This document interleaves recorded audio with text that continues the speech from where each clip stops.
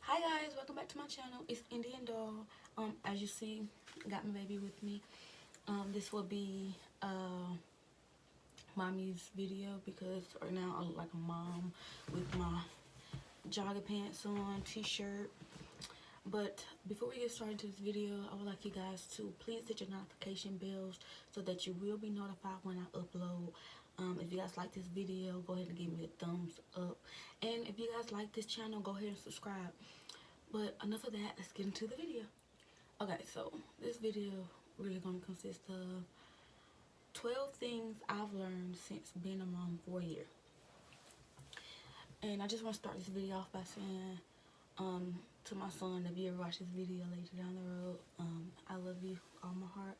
You mean the world to me.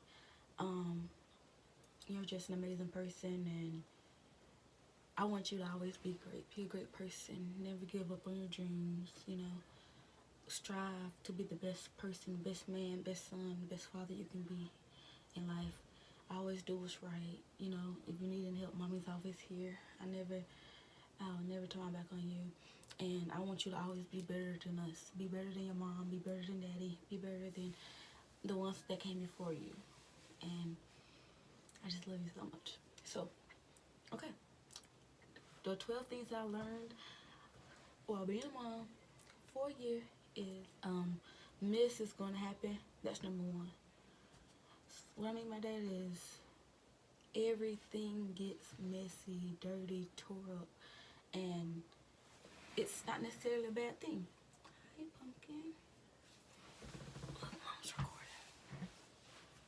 So Carter wakes up. Want his wake up face?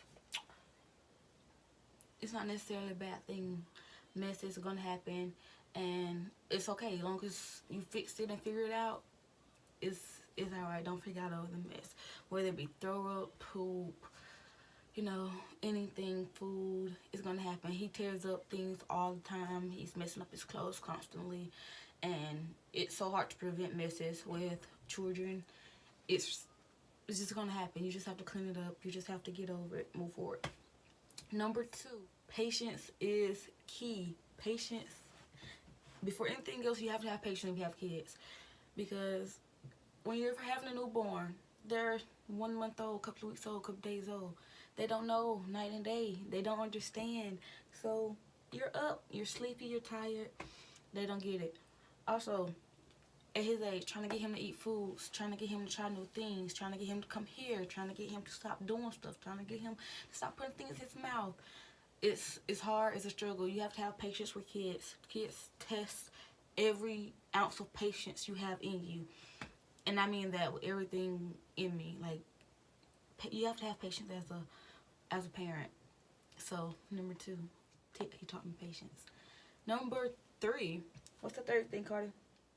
Telling yourself that, or telling myself that I'm doing a good job. That everything around me that could be going wrong, I'm still doing a good job. I'm still being the best mom I can. No, you're not gonna put that in your mouth. That's what you're not gonna do. See, patience. Number three, anyways, that you're doing a good job. You're doing the best that you can do, and as long as you're not giving up, as long as you're not neglecting or abusing or mistreating your kids, you're doing the best you can do. Parenting is hard. Parenting is not easy. Oh my goodness, it is so not easy. It's you. Oh God, I just forgot what I was about to say. But I'm doing a good job, and I have to tell myself, remind myself that constantly, that it's okay. You're doing a good job, and I can't beat myself up about things that either I can't change or that not already happened. That I'll just change it the next go around. Okay, number four, that kids and babies are gonna fall. They're gonna hurt themselves. They're gonna, you know, cry. They're gonna get hurt. You really can't prevent it unless you're, well, sometimes I feel like I'm a helicopter mom, but the thing about it is, you can't protect your child 100% from the world. They're gonna hurt themselves, whether that be at home or daycare or, you know, wherever. They're gonna hurt themselves. Carter falls all the time. He gets up, he falls, he looks around, and then he's like, okay. Sometimes it's not even that serious. He'll not like falling off the bed or anything, but yeah, sometimes he has fallen off the bed, and He didn't cry. He didn't, you want to get down? He didn't cry. He didn't get upset. He was just like, wow, I'm on the floor now. Time for me to do something else. And then there's me. I'm like, oh my God, Carter, freaking out about it when it's normal. Everything like that is going to happen. He's still trying to put this in his mouth. No. Everything like that's going to happen. So you really can't prevent falls. It's a kid thing, baby's thing. They're learning how to walk. They're tumbling. They're crawling. They're hitting their forehead. You know, things are going to happen. Not intentionally, but things are going to happen. Mistakes are going to happen. You can't prevent it. Putting things in his mouth. No, that's not just me. Button this up. Let Mama button this up. Okay. No. No. All right. Number 5. Not all advice is good. Not everything that somebody tells you about parenting, everything that people tell you about motherhood, fatherhood, having a baby young, having a baby old, having a baby period, becoming a parent, becoming a mom. You wanna go? You wanna go? I'll be right back. Okay. Alright guys, sorry. Okay, sorry for the interruption, but I'm back now. As you can see, obviously I'm babyless. Carter woke up, and when they're at that age, when Carter's 1, when they're at the age, they don't sit down, they don't like to be still, they like to touch and do all this fidgeting. So he's with his dad right now, so I can finish making this video. But like I said, number 5, shit's gonna happen. Like, it's really hard to prevent it. So oh sorry, number 5, not all advice is good. Whereas people gonna tell you their opinions on everything. People from when you're pregnant to when you have the baby to when you're raising your baby. People gonna give you all type of advice that's not necessarily good advice. People also have horror stories about what happened to them, and don't listen to people's horror stories, because just because it happened to them don't mean it's gonna happen to you. So when I was pregnant, people always told me like, oh, I had a stillborn at like 7 months, and I was like 5 months pregnant. I was like, why would you say that? Why would you, you know? Or they'll say like things like, my baby died of STIs. Like, okay, why would you say that? Like, why would you tell me this? Like, I don't want to know that. Now you put fear in me, so now I can't sleep at night. Or they'll say stuff like, I had a 10-pound baby. I'm like, what? 10-pound baby? Carter's crying right now. He loves his mama. He wants to be here with me, but obviously right now I'm in the bathroom because our bathroom has the best lighting. Yes, but Carter fidgets way too much, so he has to sit in there with Daddy. But anyways, yeah, all advice isn't good. Number 6, enjoy every moment you can because they grow fast. Carter's already 1, and it seemed like I just had him 3 weeks ago. Like, it goes by super fast, and you don't, while you're in the moment, while you're in the midst of growing up, changing diapers, waking up in the middle of the night, giving bottles or breastfeeding, or, you know, taking the pictures or the shots, the appointments, while you're in the midst, emotions of being a mom, becoming a new mom, having that baby for the first couple of months, the whole first year is so, it's so crazy that it seems like you miss it. Well, at least for me, it seems like I missed it. I definitely have pictures. I definitely have a lot of memories. I definitely have a lot of those, and I thank God for things like YouTube. I thank God for things like camera phones and digital pictures and all things like that. Because without those, I would literally forget what happened in my baby's first memories. Because I was going through my phone one day, and I was looking at Carter's picture when he was first born. I was like, dang, how fast time flies. How, like, he's not that small anymore. He doesn't do the same things he do. Like, now he's so independent, and it's scary because he's growing up. He doesn't need mommy anymore. He knows how to get up the stairs. He knows how to get down the stairs. He knows to feed himself. And it's like literally seems like 3 weeks ago this kid was needing me for everything, and now he's not needing me for anything, and it's so crazy. I just want him to be a little baby. Like, sometimes I'm like, no, please, too dependent. But like, sometimes I'm like, I want him to be a little baby because those kids need you. And now my kid's like, I want to explore the world on my own. Like, forget you, Mom. When I'm hurt, then I need you. So enjoy it, don't rush it, cherish it. Number 6. Number 7, Number 7. This shit is hard. This shit hard, but you gonna get through it. That's what I learned. Number 7. It's the fact that being a mom, being a parent, being a guardian, taking care of kids, raising kids, that shit is hard. Like, it's one of the hardest jobs in the world. And I commend all single mamas, all single dads, all single anybody. If you raising a kid by yourself, I salute you. The crap is hard because if you guys don't know, I'm a military wife. So my husband's gone damn near all the time. If he's not gone, he's home.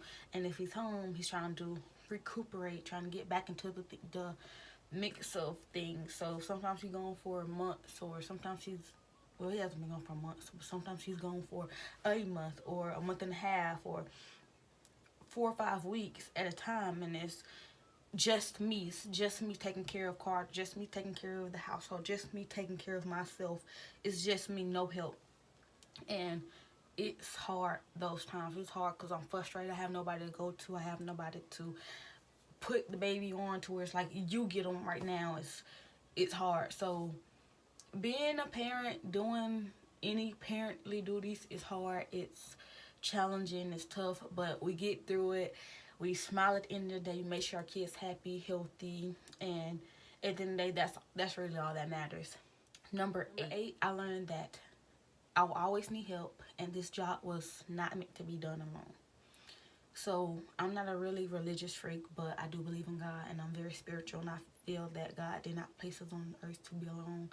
And I feel like God did not give us kids to raise by ourselves. I feel like we're supposed to do this thing as a partnership. This thing's meant to be, this thing as in parenting and raising children is meant to be done, as a couple, husband and wife, mother and father, whichever the case may be.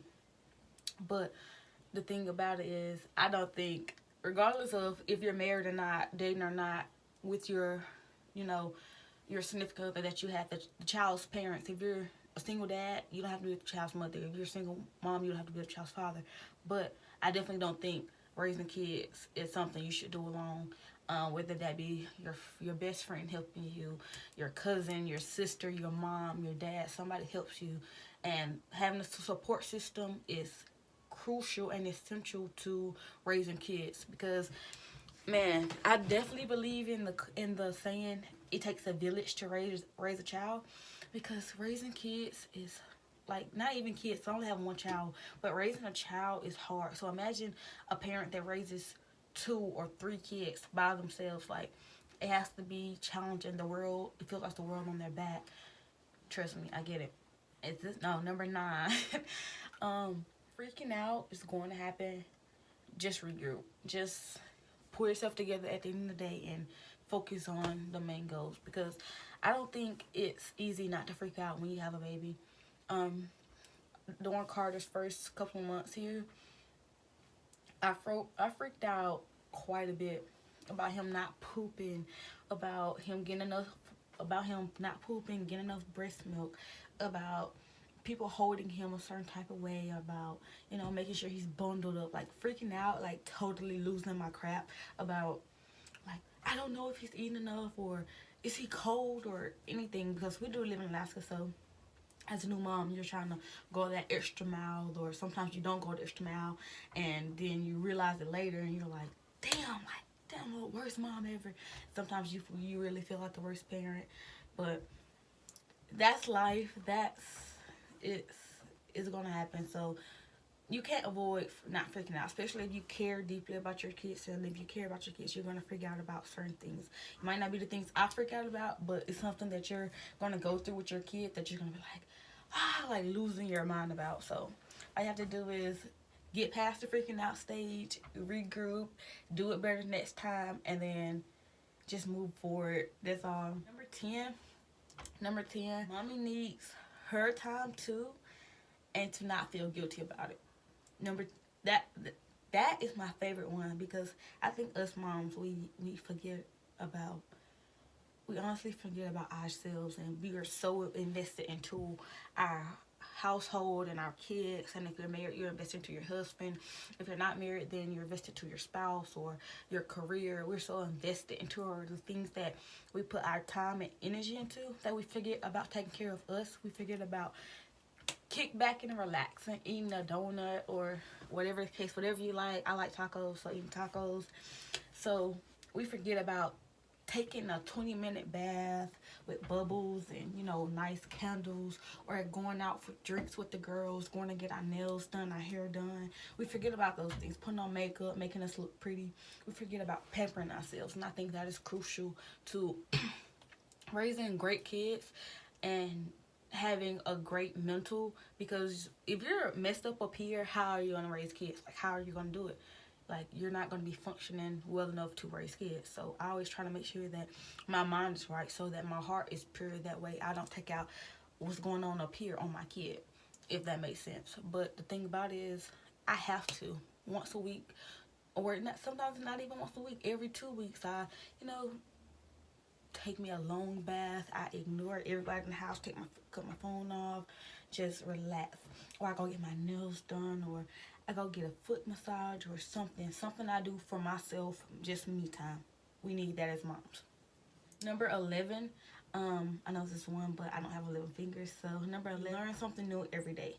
And that's just self-explanatory, where everything your kid doing is you've done it before, but you're doing it through their eyes. You're doing it through a younger generation. You're doing it through how they see the world. So you're learning things over again, but you're also learning, like, dang, I didn't know that, you know, this, that, and that. I'm trying to think of like an example, but I can't right now. But it's little things that you learn every day, or about like toys, or about choke hazards, about, you know, baby carriers. It's something in the parenting, baby raising world that you learn every day. Is a process. You're going to be expanding your knowledge about parenting, and like sometimes you don't even know how hot or cold the water can be. You'll be like, oh, didn't know that.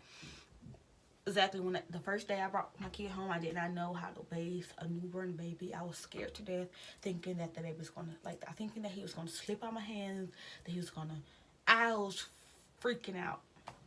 I didn't know. So I learned something again. Every day I learn something new. Every day I teach myself, or he teaches me something all the time, every day.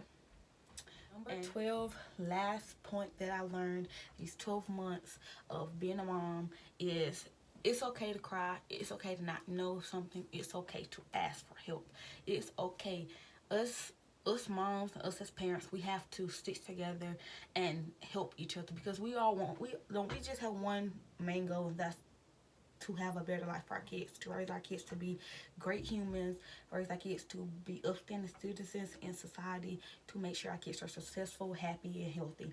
I think that's the goal of every parent.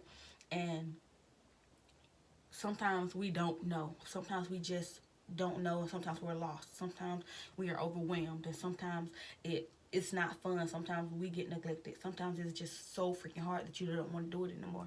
But at the end of the day, it's okay to cry. It's okay to let it out. It's okay to not be okay. And it's okay. So it's okay to not be okay. And I say that wholeheartedly. That it's okay to take a minute to close yourself in the bathroom, cry it out, pick yourself back up, go out there and hug your kid, and then go move forward from there. It's okay to call mom and ask her, so how do I, you know, change the diaper? Like, he has a rash on his diaper. What does it look like? Hey mom, you know, how much dish detergent should I use? Baby dish detergent or regular dish detergent? Is it overrated? Hey mom, what temperature should I wash clothes on? It's simple things that you do not know. It's okay to ask for help. It's okay to call grandmama, mom, dad, whoever your go-to person. It's okay to call them and be like, hey, I don't know this. Do you know this? It's okay to Google search anything. It's okay if you do not know, Google search it. 9 out of 10, you might not get the best advice off the internet, but it's okay. We're still learning. At least you did something to try to figure it out. It's okay to ask for help. It's okay to stop and go seek counseling. Go get therapy. It's okay to find a lactation consultant because you don't know how to breastfeed. It's okay to be overwhelmed and think that you have postpartum. It's okay to go seek help. It's okay to not know how to you know, measure your baby's feet, or it's 101 degrees too high. Should I go to the doctor? Should I give Tylenol? It's okay to not know, because none of us freaking read the handbook of parenting and did everything down. It's not even a freaking book. So how do any of us know what to do? We learn by experience, and those that are more experienced than us, then we seek help from those people. But it's okay to not know. So I've learned that these are the 12 things that I've learned since being a parent for 12 years. Maybe I do another one next year after Carter's 24 months. Maybe I'll give you guys 24 things that I've learned since being a parent since 2 years. But we're not quite there yet. I'm not trying to get there anytime soon. I'm enjoying the phase that Carter's in. He's dependent on me, not too dependent on me. And I'm loving it a little bit, but kind of hating it, because I miss that little baby who just sneaks mommy. But it's all balancing out. Kids are going to grow up. So that was my video. If you guys like this video, don't forget to give me a thumbs up and like this video down below. If you guys like this channel, don't forget to subscribe. I would love to have you part of my family. If you guys want to share this video with your friends, your family, anybody that's expecting, anybody that has a 1-year-old, anybody that's a parent. If you can relate to any of these tips, drop them, like leave a comment down below. If not, then maybe you'll understand where I'm coming from. But anyways, I'm just going to end this video here. Bye, guys.